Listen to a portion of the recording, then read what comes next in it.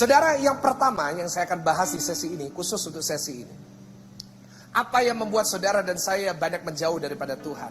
Namanya satu hal yang sederhana banget. Saya tadi udah share lewat WA, saya sudah broadcast ke teman-teman, yaitu satu perasaan namanya kekhawatiran. Coba bikin hashtag, saya tidak mau khawatir. Saudara yang lagi sama keluarga, saudara yang lagi di sini, ngomong sama kanan kiri, tanpa nyentuh mereka, katakan, jangan khawatir. Ya kan? Karena sekarang kalau mau nyentuh itu merupakan kayak sesuatu yang ilegal. Dulu kan kasih salam kanan kiri muka belakang. Sekarang suruh salaman, saya dimarahin saudara. Pak Pendeta kok nggak tanggung jawab ya? Kenapa kalau suruh salaman? Ya kan? Ya udah kasih tahu aja.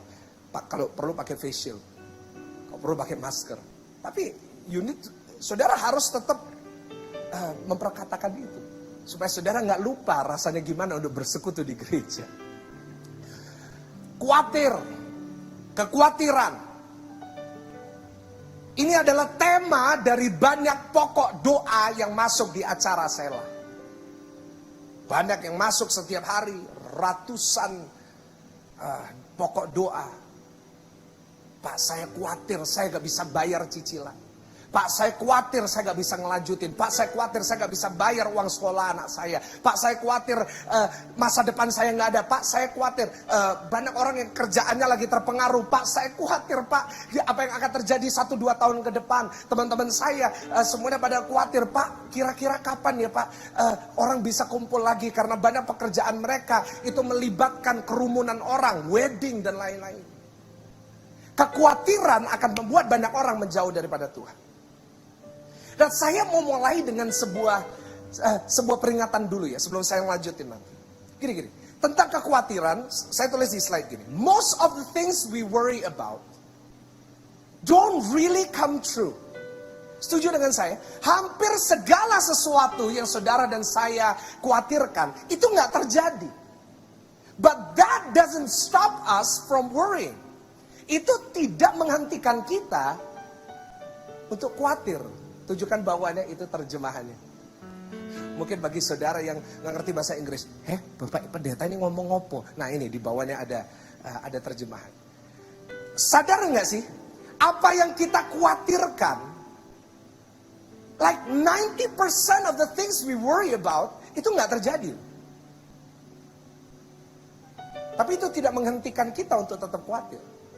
Iya nggak sih? Coba, saya awal-awal masa-masa ini, saya khawatir kena COVID.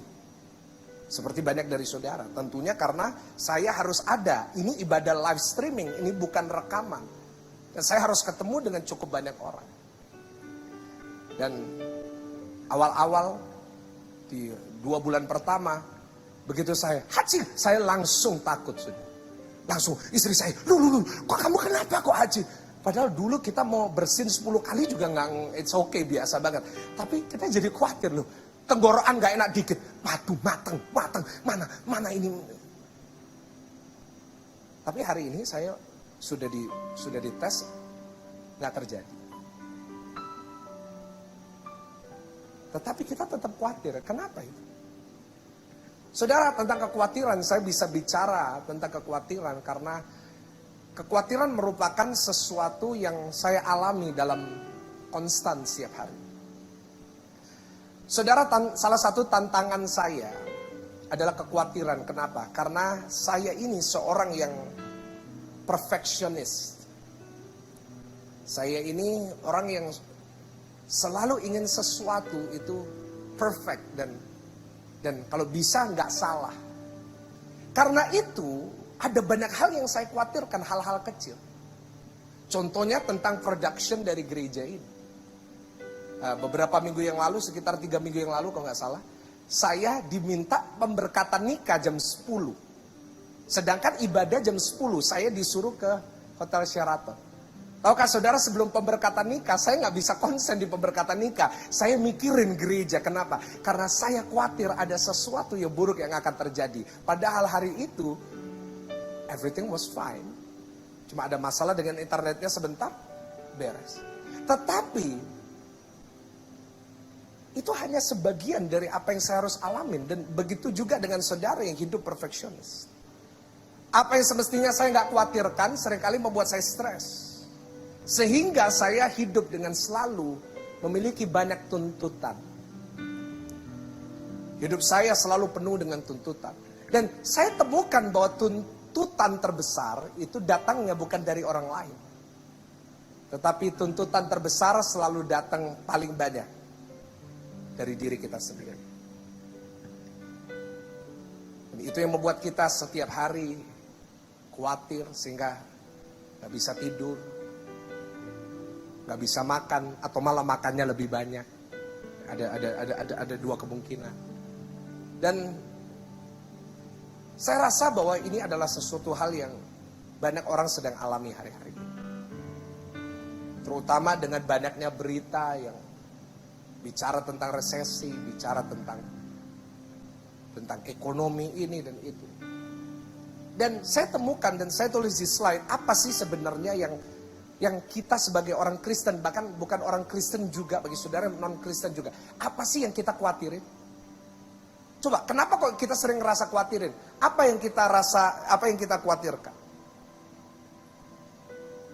Saudara, saya temukan ada 4 hal yang kita khawatirkan. Saudara, yang pertama yang kita khawatirkan adalah what I have. Apa yang saya punya membuat kita khawatir. Setuju dengan saya? Ya.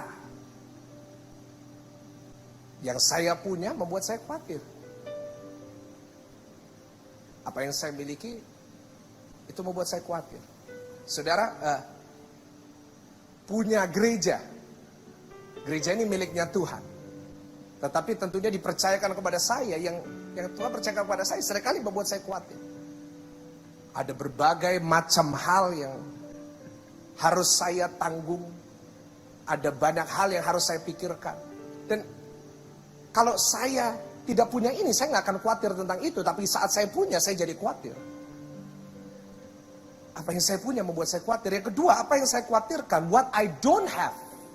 Apa yang saya punya membuat saya khawatir. Tetapi apa yang saya tidak punya juga membuat saya khawatir. Setuju dengan saya? Pak, saya masih belum punya rumah, Pak. Pak, saya masih belum punya pasangan hidup. Nah, itu dia. Banyak anak-anak muda sambil nonton ini, sambil nangis. Pak Pendeta kok ngerti pergumulan hidup saya? Kayak gitu. Punya pacar, what I have. Khawatir kan? Khawatir. Aduh, ya apa ya mau kawin di masa-masa kayak gini.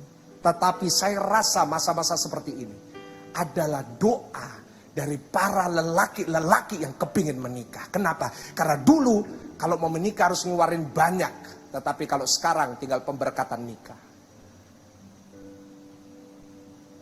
Punya pacar, khawatir. Gimana kalau nikah dan hidupin dia? Nggak punya pacar juga khawatir. Masa aku sampai umur 30-40 nggak punya pacar? Kan gitu. Apa yang saya punya buat saya khawatir, apa yang saya nggak punya juga buat saya khawatir. Lalu apalagi? Yang ketiga, what I wish I had. Apa yang saya harapkan saya miliki. Itu juga membuat kita khawatir, ya gak sih? Saya sebenarnya Pak kepingin punya skill ini. Saya sebenarnya kepingin punya ini. Pak, saya semestinya kepingin punya ini. Pak, itu membuat kita khawatir. Dan apalagi, what I wish I didn't have. Itu yang keempat. Saudara boleh catat ini. Supaya ngingetin saudara dan saya untuk gak khawatir. Apa yang membuat kita khawatir? Saya ulangi yang pertama, what I have, what I don't have, what I wish I had, and what I wish I didn't have. Ini bisa dengan sederhana kita gambarkan sebagai segala sesuatu dalam hidup kita. Kita khawatirkan semua. What I wish I didn't have. Apa bagi banyak orang? Sakit penyakit. Kita khawatir bahwa diabetes kita, penyakit jantung kita akan membunuh kita one day. Dan tanpa kita sadari, kekhawatiran ini membawa dampak yang negatif dalam hidup saudara dan saya. Kalau mau bicara tentang kedokteran, kekhawatiran akan membuat saudara jadi orang yang gelisah. Membuat saudara orang yang jadi depresi. Membuat orang sistem imunnya hancur. Dan yang membuat banyak orang sakit jantung itu karena kekhawatiran. Tapi kalau kita bicara tentang firman, coba kita buka Amsal 12 ayatnya yang ke-25. Amsal pasalnya yang ke-12 ayatnya yang ke-25. Coba kita lihat apa yang Alkitab katakan tentang kekhawatiran. Dikatakan kekhawatiran dalam hati membungkukkan orang, tetapi perkataan yang baik menggembirakan orang. Saudara, kalau jalan selalu bungkuk, coba saudara satu hari jalan bungkuk terus, pasti capek. Itulah kekhawatiran. Kekhawatiran membuat orang jadi capek, orang jadi restless bahasa Inggris. Dan apalagi, kenapa kok pesan Tuhan hari ini ingin saya bicara tentang kekhawatiran? Karena buka Markus 4 ayatnya ke-19. Markus pasalnya ke-4 ayatnya ke-19. Coba kita buka. Markus pasalnya yang ke-4 ayatnya yang ke-19. Lalu kekhawatiran dunia ini dan tipu daya kekayaan dan keinginan-keinginan akan hal yang lain masuklah menghimpit firman itu sehingga tidak berbuah. Banyak orang karena kekhawatiran firman gak bisa masuk. Pernah gak sih saudara khawatir terus dengerin firman Tuhan, tapi tetap gak ada perubahan perasaan? Itu karena kekhawatiran itu sendiri. Dan kalau gak segera diberesin, saudara mau dengerin pesan khotbah dari hamba Tuhan siapapun, mau berapa kali pun, tidak akan pernah bisa masuk firman itu. Karena itu hari ini saya mau memberikan saudara solusi dari Alkitab. Nah, pesan Tuhan ingin memberikan saudara solusi tentang bagaimana saudara dan saya bisa mengalahkan rasa kekhawatiran ini. Mari kita buka Alkitab kita bersama-sama dalam Lukas pasalnya ke-12, ayatnya yang ke-25 sampai 26. Saya mau tutup khotbah ini dengan menyampaikan kepada saudara bagaimana kita bisa mengatasi ini.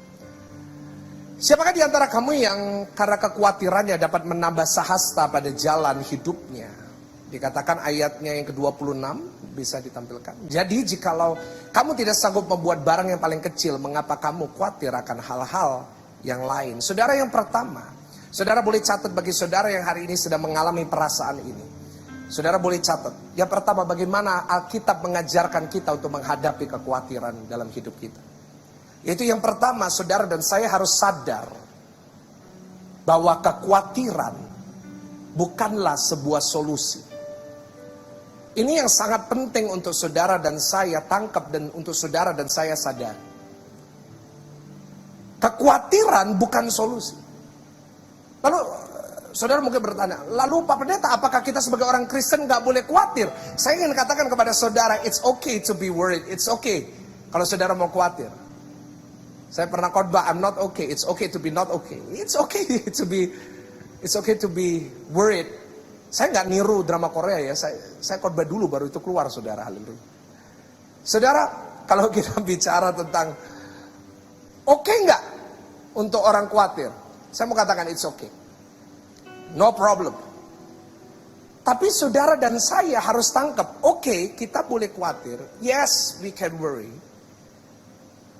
Tapi itu tidak memberikan solusi bagi kita. Sadar gak sih, saudara boleh khawatir gimana pun, itu gak bisa kasih solusi untuk masalah kita. Tidak bisa, Alkitab mengatakan, tidak bisa menambah sehasta pun dalam hidup kita. Saudara, saat kita menghadapi masalah, reaksi manusia kita adalah apa? Kita selalu cari solusi. Tapi masalahnya banyak orang mencari solusi di tempat yang salah. Apa tempat yang salah itu? Ya kekhawatiran itu. Tanpa kita sadari kita sedang berada dalam lingkaran setan. Kita mau cari solusi, kita cari di kekhawatiran. Tetapi kekhawatiran itu tidak memberikan kita solusi. Dan kita muter dan sampai akhir hidup kita tidak menemukan jalan keluar. Banyak orang gak bisa tidur, gak bisa makan, stres. Kenapa? Karena kekhawatiran ini. Dan jika saudara dan saya hari ini tidak segera keluar dari kekhawatiran itu, kalau saudara dan saya tidak segera keluar dari tempat yang salah itu, maka kita lama-lama akan ditarik lebih dalam lagi dalam kesalahan itu, sehingga kita akan mengakhiri hidup kita dengan cara yang tidak baik. Beberapa hari yang lalu saya di WA oleh seorang ibu. Seorang yang saya kenal baru saja mengambil nyawanya. Ibu ini berkata kepada saya, Pak Pendeta tolong doakan. Anak saya dengan inisial ini, namanya ini. Bapak mungkin kenal dan saya kenal. Baru saja mengambil jalan pintas. Saya tahu orang ini sebagai seorang yang rajin ke gereja. Saya tahu orang ini dan saya sering ketemu sama orang ini. Tetapi kenapa dia bisa mengakhiri nyawanya? Karena dia tidak segera keluar dari tempat yang salah itu. Kenapa banyak orang lari sama drugs? Kenapa sih kalau kita tahu drugs itu salah, kenapa kok banyak orang masih tetap gak bisa lepas dari itu? Kenapa sih kalau kita tahu sleeping pill itu gak bagus, kenapa kok banyak orang sampai hari ini masih addicted sama sleeping pill? Karena banyak orang yang hidupnya mengejar perasaan, mencari solusi di tempat yang salah. Dia mencari solusi in drugs, dalam ketagihannya akan video porno, akan ketagihannya akan hal-hal yang terlarang. Dan kalau ini tidak segera dibereskan, maka sampai akhir hidupnya kita nggak akan pernah bisa keluar dari lingkaran setan. Saudara, kita boleh khawatir. Tetapi saudara dan saya harus sadar bahwa kekhawatiran yang terus menerus itu merugikan banget buat kita. Dan saudara, hari ini saat kita percaya kepada Tuhan Yesus, saudara dan saya harus sadar akan satu hal. Bahwa masalah kita akan selesai bukan karena kekhawatiran. Firman Tuhan sekali lagi mengatakan, kekhawatiranmu tidak akan menambah sahasta. Tetapi masalahmu akan diselesaikan saat saudara membawanya kepada kaki Yesus. Coba kita buka 1 Petrus 5 ayat yang ke-7. 1 Petrus 5 ayatnya yang ke-7. Dikatakan apa? Di mana seorang rasul yang begitu luar biasa, dia mengatakannya di dalam suratnya kepada jemaat. 1 Petrus 5 ayatnya yang ke-7. Bisa ditampilkan? Serahkanlah segala kekhawatiranmu kepadanya, sebab ia yang memelihara kamu. Serahkan. Banyak orang dalam hidupnya tahu kebenaran ini, tetapi dia nggak ngelakuin. Saudara, yang pertama, apa solusi dari kekhawatiran yang saudara hadapi? Saudara dan saya harus sadar bahwa kekhawatiran itu bukan sebuah solusi, tetapi solusi hanya kita temukan di dalam nama Tuhan Yesus. Saudara, Petrus ini adalah seorang murid yang luar biasa. Tetapi Petrus banyak khawatir. Bahkan dia sempat ragu. Bahkan dia sempat menyangkal. Kenapa dia menyangkal? Karena dia khawatir. Kenapa dia khawatir? Karena itu perasaan yang dia miliki saat dia melihat gurunya disalib. Kenapa sih Petrus bisa nyangkal? Perasaan. Kenapa sih banyak orang berhenti ke gereja? Perasaan. Karena itu Petrus di akhir hidupnya dia menulis surat kepada jemaat. Serahkan semua sama Tuhan. Karena Petrus sadar, gak ada gunanya aku menyimpan. Tidak ada gunanya aku hidup dalam kekhawatiran itu. Tetapi saat aku menyerahkan segala sesuatu kepada Tuhan, di situ aku menemukan jalan keluarku. Boleh saudara yang di rumah berikan tepuk tangan yang paling luar biasa buat Tuhan Yesus yang dahsyat. Haleluya. Saya dengar tepuk tangan ini sekarang sedikit aneh, saudara. Di sini banyak pelayan-pelayan Tuhan, banyak teman-teman yang ikut. Saya barusan dengar tepuk tangan itu sesuatu yang aneh karena sudah 5 bulan saya nggak dengar itu. Haleluya. Haleluya, haleluya. Dan saudara di rumah jangan sampai gak tepuk tangan karena saya rasakan itu dalam roh saya. Kita buka yang kedua, Matius 6 ayatnya ke-24. Saya mau tutup khotbah ini. Matius pasalnya yang ke-6 ayatnya yang ke-24. Kita mau segera mengakhiri bagaimana kita bisa mengalahkan kekhawatiran. Dikatakan tak seorang pun dapat mengabdi kepada 2 tuan, karena jika demikian ia akan membenci yang seorang dan mengasihi yang lain, atau ia akan setia kepada yang seorang dan tidak mengindahkan yang lain.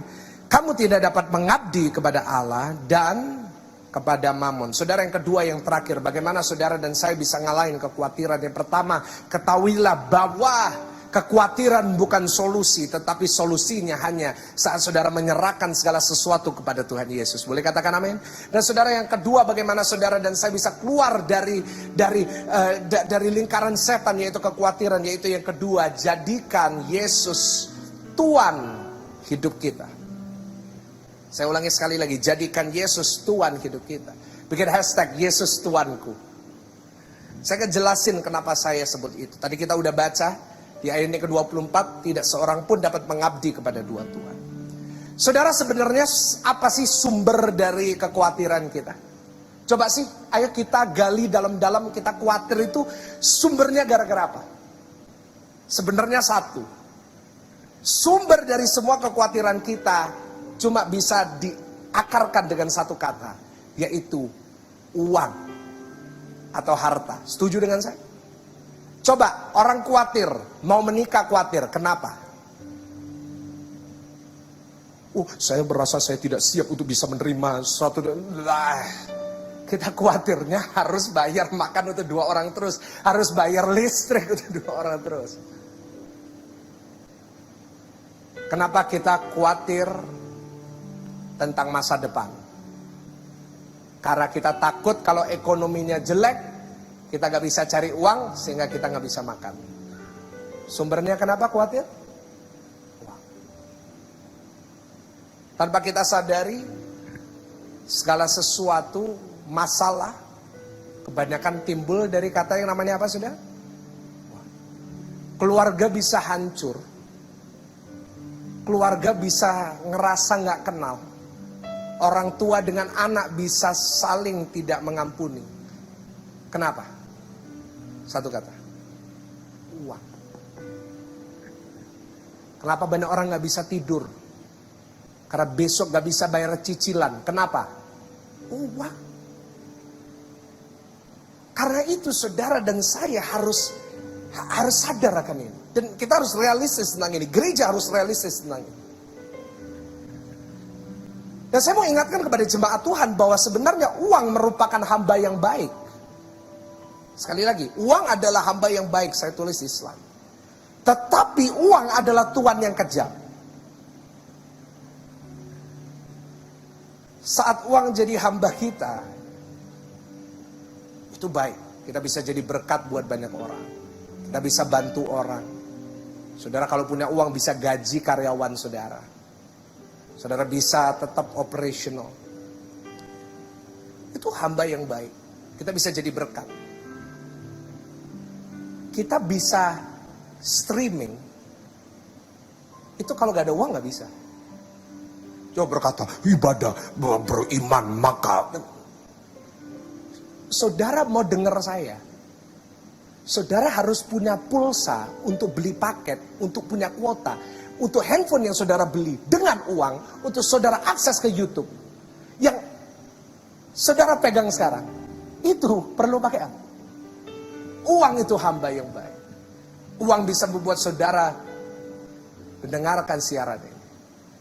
Tapi saya mau ingatkan, uang bisa jadi tuan yang kejam. Banyak orang lupa sama keluarga hanya karena uang. Banyak orang lupa sama etika karena uang. Banyak orang lupa Tuhan karena uang. Saudara, orang yang hidupnya diperhamba dengan uang, pasti hidupnya penuh dengan kekhawatiran. Karena itu Tuhan Yesus ajarkan di dalam Matius 6 yang baru kita baca. Saudara dan saya sebagai orang Kristen, jangan kita jadi hamba uang. Dan saya belajar dari pengalaman hidup saya, dari pengalaman pelayanan saya. Gak boleh jadi hamba Tuhan yang jadi hamba uang. Gak ada gunanya jadi hamba uang. Kita akan hidup dengan penuh tuntutan, sehingga kita akan stres dan kita akan khawatir. Kenapa Tuhan Yesus mengajarkan kepada kita, jangan kita jadi hamba uang? Karena dari ayat yang baru kita baca tadi, saat kita mencintai uang, maka kita tidak akan lagi menghiraukan Tuhan.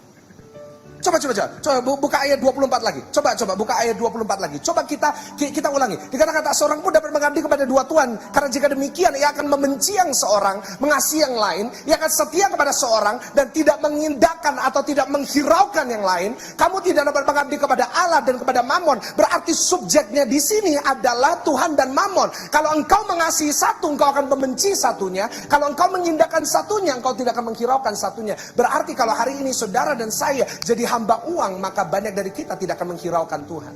Karena itu tidak heran banyak orang kenapa tidak ke gereja. Karena dia harus jaga tokonya. Supaya apa? Supaya dapat. Banyak orang lupa ke gereja. Banyak orang lupa beribadah. Semua hanya karena satu, yaitu uang. Contoh yang paling gampang di Alkitab. Namanya adalah Gehazi. Gehazi adalah pembantunya Nabi Elisa. Nabi Elisa satu hari di rumahnya kedatangan tamu seorang raja yang besar namanya Naaman. Naaman datang ke rumah dengan sakit kusta. Ya kan? Wah, sembuh. Lalu Naaman mau kasih hadiah. Dikasih, saya yakin emas berlian. Tapi Nabi Elisa tidak mau menerima. No. Nggak perlu. Kau bawa. Karena itu kami sebagai hamba-hamba Tuhan, saat kita mendoakan orang itu sembuh, kita nggak mau terima. Saudara boleh tanya kepada orang-orang yang saya doakan. Saya beberapa kali doakan orang-orang sembuh, dia kasih saya angpau, saya tolak. Ya, mamanya Ibu Luciana, Selin ingat ya. Sakit udah mau mati saya doain, Tuhan sembuhkan dia, kasih. Enggak, karena Alkitab mengajarkan enggak boleh.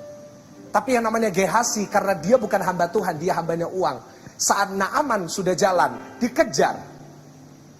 Naaman dikejar, ngomong, Om, berubah pikiran, tuanku, kasih no aku. Begitu nerima uang itu, dia yang jadi kusta. Itu loh. Orang kalau sudah jadi hambanya uang, dia akan menghalalkan segala cara.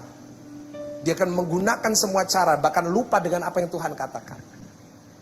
Untuk mencapai perasaan yang dia kejar. Saudara, orang yang menjadi hamba uang akan menghalalkan segala cara, bahkan melupakan Tuhan. Kenapa sih banyak orang hari-hari ini kecewa sama Tuhan? Ujung-ujungnya UUD, ujung-ujungnya duit. Karena itu setelah Yesus mengajarkan ayatnya yang ke-24, bahwa engkau gak bisa mengabdi kepada dua tuan, Yesus melanjutkan. Kita gak boleh lihat, oh perikop ini selesai. Coba lihat ayatnya ke-25 sampai 26. Coba. 25 sampai 26. Coba dibuka. Matius 6 ayatnya ke-25 sampai. Setelah dia berkata kamu gak bisa mengabdi kepada dua tuan, dikatakan karena itu aku berkata kepadamu, janganlah khawatir akan hidupmu, akan apa yang hendak kamu makan atau minum, dan janganlah khawatir pula akan tubuhmu, akan apa yang hendak kamu pakai. Bukankah hidup ini lebih penting daripada makanan, dan tubuh itu lebih penting daripada pakaian? Habis Yesus berkata jangan mengabdi kepada dua tuan, kamu harus mengabdi kepada Allah dan bukan kepada uang. Lalu Yesus berkata kamu jangan khawatir. Kenapa? Karena dua ini gak bisa dipisahkan. Saat saudara hidup selalu menjadi hambanya uang, percaya dengan saya, sampai kapanpun saudara akan tetap khawatir sampai akhir hidup. Bahkan mungkin saudara akan mengakhiri hidup saudara hanya karena itu. Karena itu bagaimana cara kita mengalahkan itu? Saat kita tidak menjadikan uang jadi Tuhan kita, tetapi kita jadikan siapa Tuhan kita? Yesus. Bikin hashtag Jesus. Karena saudara dan saya harus sadar satu hal. Karena sebagai Tuhan yang baik, sekali lagi saya tulis, sebagai Tuhan yang baik, Dia akan menjamin hidup saudara. Saat saudara jadikan uang Tuhan saudara, belum tentu uang bisa nyelamatin saudara. Saudara boleh punya uang yang banyak, punya jam yang bagus, punya mobil yang bagus, punya rumah mewah. Tapi percayalah satu hari, itu semua gak bisa nyelamatin. Tetapi saat saudara memiliki Yesus, saat Dia menjadi Tuhan hidupmu, Dia berjanji, I will take care of you. Saya akan jamin hidup.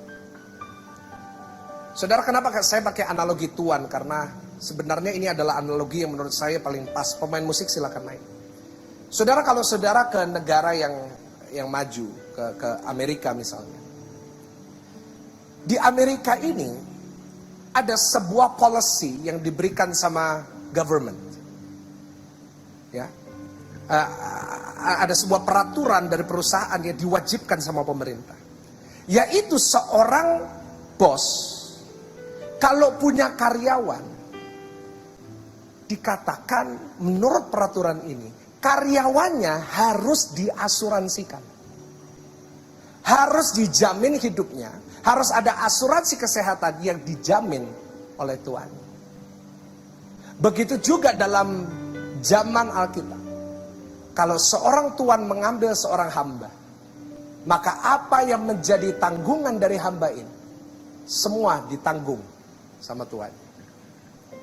Kalau hari ini hamba, kita jadi hambanya Tuhan.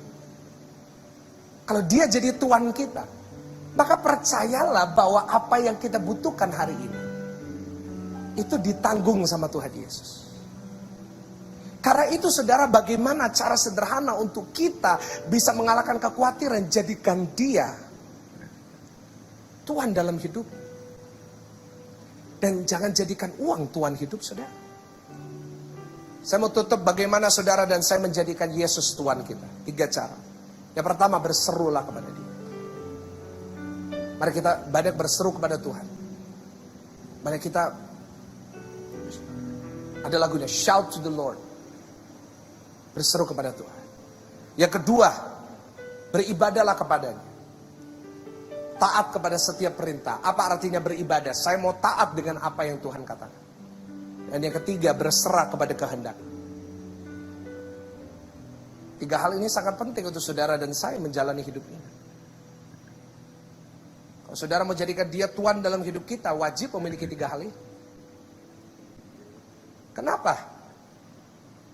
Karena saat kita berserah kepada kehendaknya, apapun yang sedang saudara dan saya hadapi hari ini, whatever we are facing, apapun yang kita sedang hadapi, meskipun itu sulit, meskipun itu ujian, kita bisa berkata kepada Tuhan, Tuhan, kalau memang aku harus ngalamin ini, aku tahu hidupku tetap Engkau tanggung. Amin saudara. Paulus adalah contoh yang terbaik. Saudara, di awal pelayanan dari Paulus, coba buka sebagai ayat-ayat terakhir, 2 Korintus 12 ayat yang ke-20. 2 Korintus 12 ayat yang ke-20. Kita ambil dari Alkitab, 2 Korintus 12 ayat yang ke-20. Sebab aku khawatir, ini Paulus. Aku khawatir bahwa apabila aku datang, aku mendapati kamu tidak seperti yang kuinginkan, dan kamu mendapati aku tidak seperti yang kau inginkan. Aku khawatir akan ada perselisihan, iri hati, amarah, kepentingan diri sendiri, fitnah, bisik-bisikan, keangkuhan, dan kerusuhan. Coba buka Galatia 4 ayat yang ke-11. Galatia pasal yang ke-4 ayatnya yang ke-11. Gal 4 ayatnya yang ke-11. Aku khawatir kalau susah payahku untuk kamu telah, ini rasul.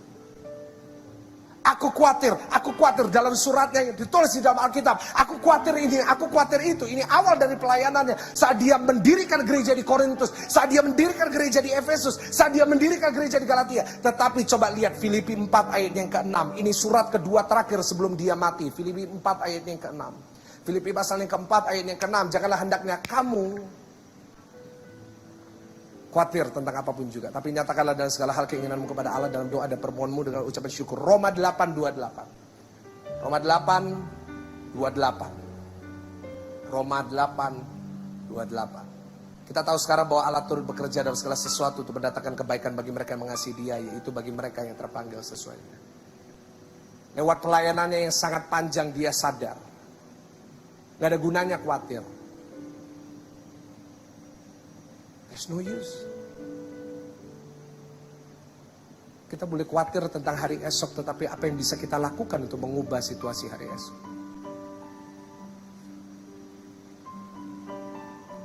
Pak, saya khawatir untuk minggu ini di mana saya harus bayar cicilan saya yang saya rasa saya nggak bisa. Emang saat kita nggak bisa tidur, uang tiba-tiba masuk ke rekening saya? Kalau kita nggak tidur, uang masuk ke rekening, saya nggak akan tidur sampai mati. Kenapa? Karena saya butuh dana buat tempat ini. Kalau yang namanya nggak tidur, nggak makan, bisa membuat uang tiba-tiba datang ke dalam hidup saya. Percayalah, saya bakal 70 kilo dalam bulan depan. Tapi nggak bisa. Karena itu hari ini, pastikan Tuhan kita adalah Yesus. Kenapa kok kita bisa nggak khawatir kalau kita menjadikan Dia Tuhan kita? Karena Dia yang memegang hari esok. Boleh katakan apa? Dia yang memegang 10 Agustus 2020. Yesus yang memegang September 2020. Dia yang memegang Agustus 2025. Dia memegang Januari 2023, dan tanggal berapapun yang saudara mau sebut, itu Tuhan yang pegang. Karena itu kalau Dia jadi Tuhan kita yang menjamin hidup kita, buat apa kita kuat? Saya nggak pernah sekalipun khawatir untuk tempat ini. Saya nggak pernah sekalipun khawatir tentang harus bayar cicilan. Buktinya saya tambah gendut. Saya nggak pernah khawatir. Kenapa saya tahu? Ini punyanya Tuhan. Kalau kita nggak punya uang, ini diambil, ya nggak apa-apa. Saya bisa ibadah sela di rumah. Kenapa saya nggak pernah khawatir? Karena saya tahu apapun yang saya butuhkan, tanggal cicilan, tanggal berapapun, saya tahu Tuhan udah sediakan tanggal itu. Karena itu nggak pernah khawatir. Kalau saya jadi hambanya uang, saya akan kepikiran kapan uang itu datang untuk saya bisa bayar. Tapi karena Tuhan saya adalah Tuhan saya tahu that day Tuhan udah siap kirim berkat yang tidak terduga untuk memberkati saya, mencukupkan apa yang saya butuhkan. Sebenarnya ini adalah solusi yang sangat sederhana. Tapi pertanyaan saya kepada saudara, apakah kita bisa melakukannya dalam hidup? Mari sama-sama kita berdoa. Bapa kami di surga, hari ini hamba-Mu datang kepadamu. Karena satu hal yang hamba-Mu sadar, yang kami semuanya sadar hari ini, bahwa kekhawatiran kami tidak bisa sedikit pun menambah apapun dalam kehidupan kami. Karena itu ajar kami untuk kami bisa berserah dengan apa yang Tuhan sudah lakukan. Satu hal yang kami tahu adalah Engkau selalu memegang hari esok kami. Kami tahu Engkau sudah ada dalam hari Senin kami, Selasa kami, Rabu kami. Kami percaya di dalam nama Tuhan Yesus Engkau hadir di tempat ini. Mari saudara yang percaya, dimanapun saudara berada, mari kita bangkit berdiri di hadapan Tuhan. Kita menghormati hadirat.